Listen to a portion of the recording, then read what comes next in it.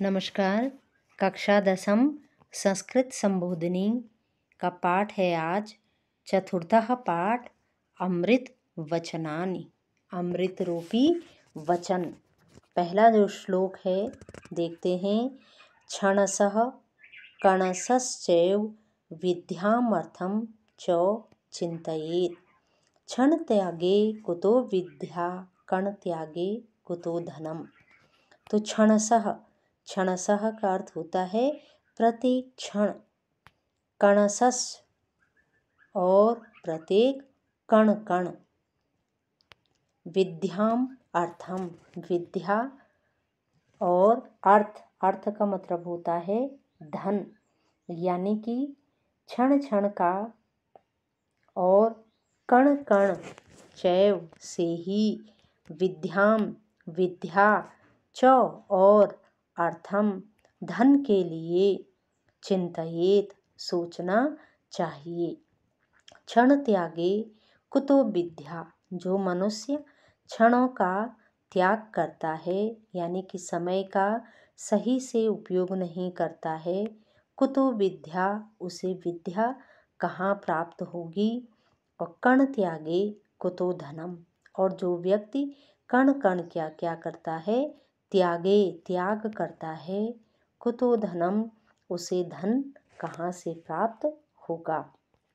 ये इसका हिंदी अनुवाद है कि मनुष्य को थोड़े थोड़े समय और थोड़ा थोड़ा धन दोनों का सदुपयोग करके विद्या और धन प्राप्त करने का प्रयास करना चाहिए, क्योंकि यदि समय व्यर्थ गया तो विद्या नहीं आएगी, और यदि थोड़ा थोड़ा धन भी नष्ट किया तो बड़ी धनराशि कैसे एकत्रित होगी। तो दूसरे श्लोक पर चलते हैं। दूसरा है अन्नाद भवन्ति भूतानि पर्जन्याद अन्न संभवः, यज्ञाद भवति पर्जन्यो यज्ञः कर्म समुद्भवः। श्रीमद् भागवत गीता से यह श्लोक लिया गया है। तो अन्नाद, अन्न से ही, भूतानि, भूतानि का अर्थ होता है प्राणी, अन्न से ही प्राणी भवन्ति, उत्पन्न होते हैं या बनते हैं। पर्जन्यात अन्न संभवः, पर्जन्यात, पर्जन्य का अर्थ होता है बादल या मेघ, ऐसे बादल जो बारिश करते हैं। तो यानी कि पर्जन्यात, मेघों से ही या वर्षा से ही, अन्न संभवः, अन्न उत्पन्न होता है। यज्ञात भवति पर्जन्यो, और यज्ञात, यज्ञ करने से ही, पर्जन्यो, बादल या बारिश, भवति होती है, यज्ञ कर्म समुद्भवः, और यज्ञ से ही कर्म, कार्यों या कर्तव्यों का समुद्भवः, उत्पन्न होते हैं। तो अन्नाद भवन्ति भूतानि, अन्न से ही प्राणी उत्पन्न होते हैं। पर्जन्यात अन्न संभवः, और बारिश से ही अन्न संभव है। यज्ञात भवति पर्जन्यो, यज्ञ से ही बारिश होती है। और यज्ञ कर्म समुद्भवः, और यज्ञ से ही कर्म या कर्तव्यों की उत्पन्न होते हैं। ये हिंदी अनुवाद है। प्राणी अन्न से उत्पन्न होते हैं, अन्न वर्षा से उत्पन्न होता है, वर्षा यज्ञ से उत्पन्न होती है, और यज्ञ कर्मों यानी कि कर्तव्य कार्यों से उत्पन्न होता है। तीसरा श्लोक है हमारा स्वायत्तम एकांत गुणम विधात्रा, विनिर्मितम छादनम अज्ञतायाः, विशेषतः सर्वविदां समाजे विभूषणं मौनम अपंडितानां। नीति शतकम, नीति शतकम से यह श्लोक लिया गया है। तो क्या कह रहे हैं, स्वायत्त, स्वायत्त का अर्थ होता है स्वतंत्रता पूर्वक। विधात्रा, विधाता ने यानी कि ईश्वर ने, एकांत गुणम, एकमात्र गुण ही बनाया है। क्या है वह गुण?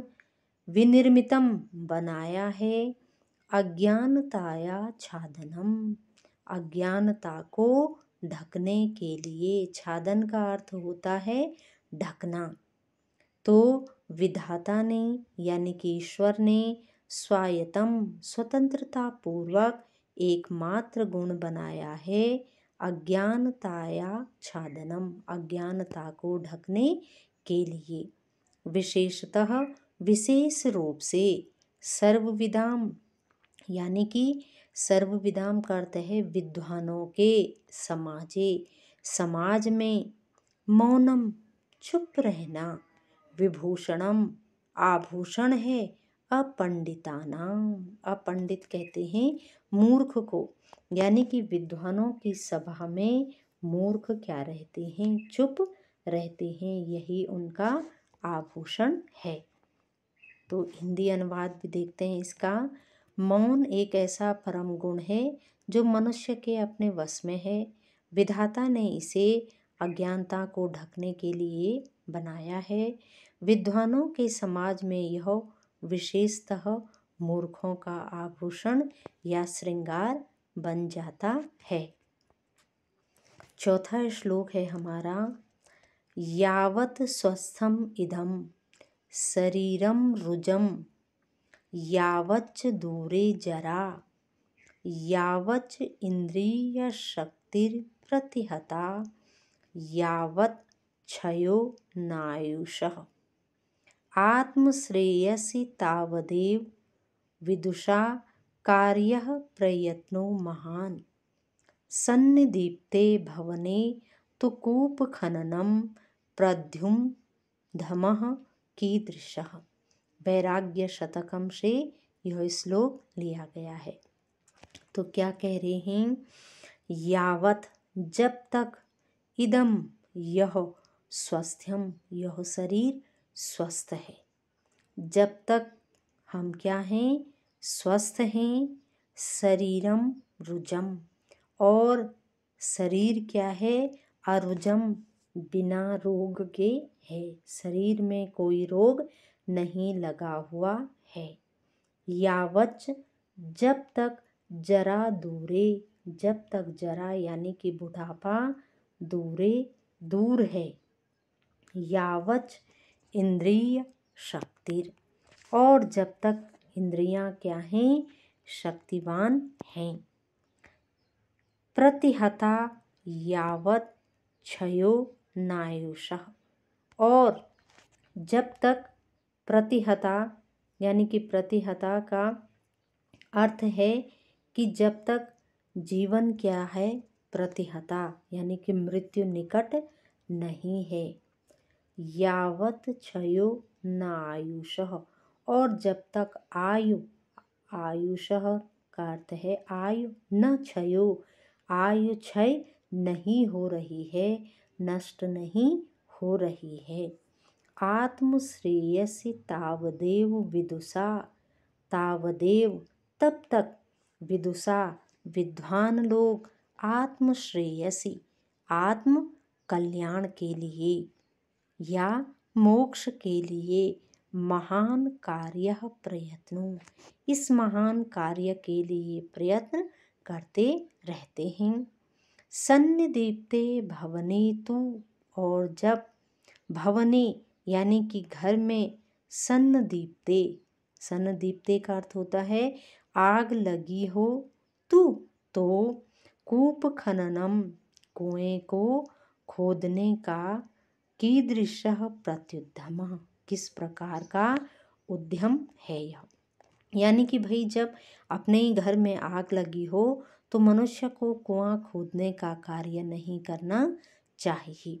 एक बार फिर से देखते हैं, यावत स्वस्थम इदम, यह शरीर जब तक स्वस्थ है, शरीरम अरुजम, शरीर में जब तक कोई बीमारी या रोग नहीं लगा है, जरा दूरे यावच, जब तक बुढ़ापा क्या है? दूर है, यावच इंद्रिय शक्तिर, और जब तक इंद्रियां बलवान हैं, प्रतिहता और जब तक मृत्यु निकट नहीं है, यावच जब तक नायुषः आयु न क्षयो नष्ट नहीं हो रही है, तावदेव तब तक विदुषा विद्वान लोग आत्मश्रेयसी आत्म कल्याण के महान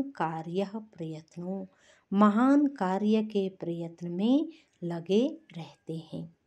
सन्निदीप्ते भवने तो, और जब भवन में यानी कि घर में सन्निदीप्ते आग लगी हुई हो तो कूप खननम कुएं को खोदने का प्रत्युद्यमः उद्यम करना या कुआं खोदने का कार्य करना कीदृशः किस प्रकार ठीक है। ये हिंदी अनुवाद है इसका।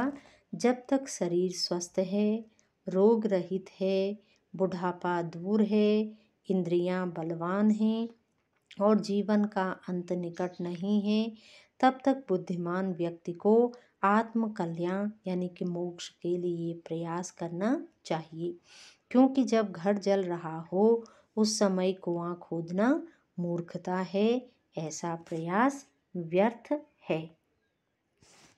5वां श्लोक है, सानंदम सदनम सुताश्च सुधीयः कांता प्रिय अलापिनी सन्निमित्रम सधनम स्वयोषीति रतिः सेवा रताः सेवकाः आतिथ्यम सुरपूजनम प्रतिदिनं मिष्ठा अन्नपानं गृहे साधोः संगम उपासते हि सततम धन्यो गृहस्थाश्रमः। ये भर्तृहरि का श्लोक है। तो देखिए इसका अनुवाद देखते हैं।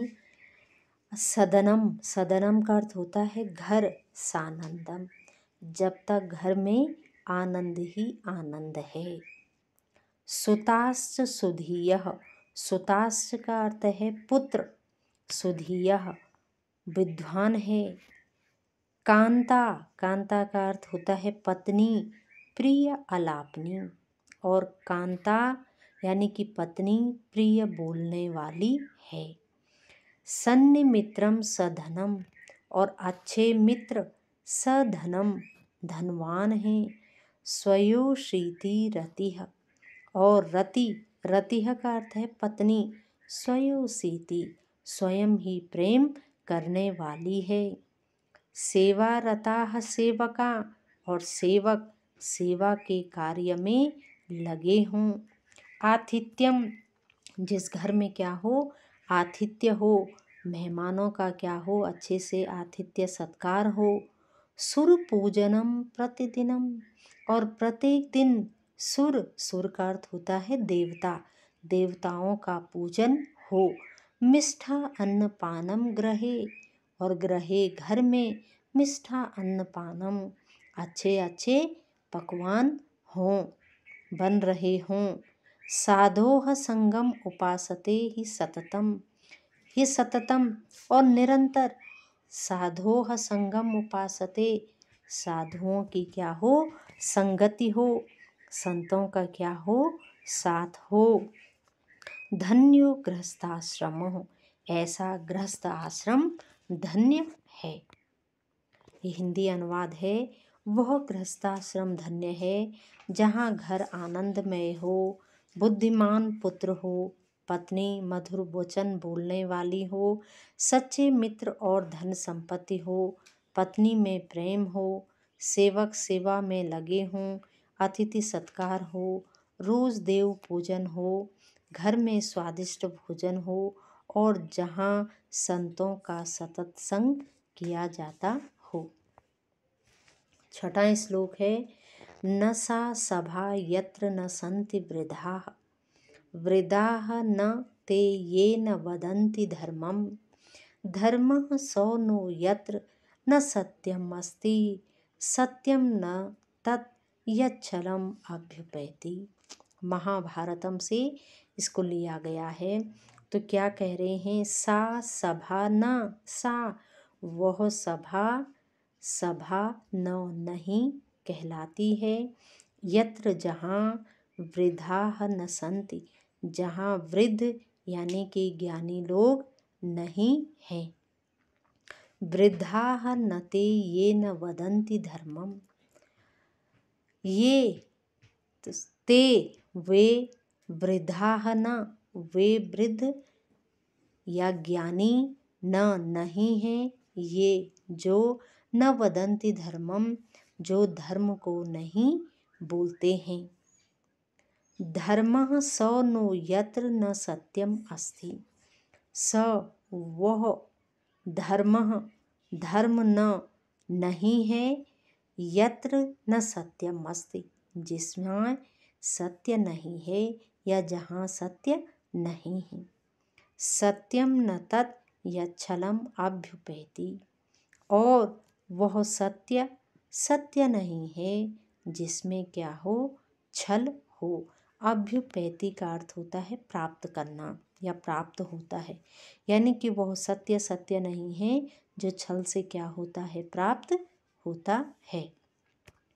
तो इसका हिंदी अनुवाद भी है, वह सभा सभा नहीं कहलाती जहाँ वृद्ध या ज्ञानी लोग उपस्थित नहीं होते, और वे वृद्ध भी वृद्ध नहीं जो धर्म की बातें नहीं करते। वह धर्म धर्म नहीं जहाँ सत्य नहीं है, और वह सत्य भी सत्य नहीं जो छल से प्राप्त होता है। तो ये पाठ के श्लोकों की व्याख्या हुई। तो धन्यवाद।